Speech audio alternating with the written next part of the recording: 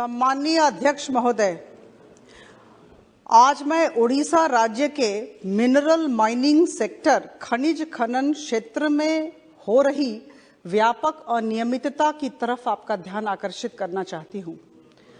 उड़ीसा राज्य में आर्थिक वर्ष 2020-21 में बहुत सारे आयरन ओर माइंस राज्य सरकार द्वारा नीलाम किए गए थे। बहुत आश्चर्य की बात है महोदय कि तुरंत आर्थिक वर्ष 21-22 से नए नीलामधारियों ने खनन किए गए आयरन ओर में लो ग्रेड आयरन ओर लौह अयस्क का परिमाण बहुत अधिक दिखलाना शुरू कर दिया। सर, उदाहरण देना चाहूंगी।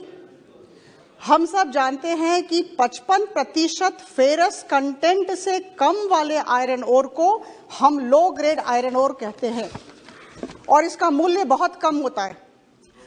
आर्थिक वर्ष 2019-20 यानी कि माइंस नीलाम होने से पहले लो ग्रेड आयरन ओर का प्रतिशत इन माइंस में 0.9% था, 0.9%। महोदय, एक वर्ष के अंदर इन नए नीलामधारियों ने ये 0.9% को 27.3% दिखलाया। 0.9% became 27.3%। Low grade iron ore इतना बढ़ गया। 20-30 सालों से जिन माइंस में हाई ग्रेड आयरन ओर होता था वो एक वर्ष में 2020-21 और 2021-22 सर एक वर्ष में यह बढ़कर 27.3% हो गया और अप्रैल और मई 2022 में यह प्रतिशत बढ़ के 42.3% और 58.9% हुआ, 42.3% एंड 58.9%।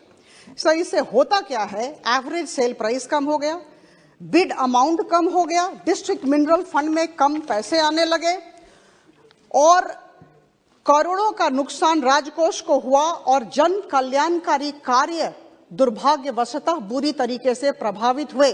सर, बड़ी बात यह है कि मेरे हाथ में एक पत्र है। इंडियन ब्यूरो ऑफ माइंस ने सरकार को लिखा, केंद्र सरकार ने राज्य सरकार को लिखा और यह ये जो चिट्ठी है यह दिनांक 11/8/2022 की है और इसमें लिखा गया है कि राज्य सरकार उड़ीसा को तुरंत लिखा जाए और तदारक की जाए, मॉनिटरिंग की जाए और इन्वेस्टिगेशन हो। रिपोर्ट मांगा गया, तलब की गई, लेकिन सर उड़ीसा राज्य सरकार ने कर्णपात नहीं किया।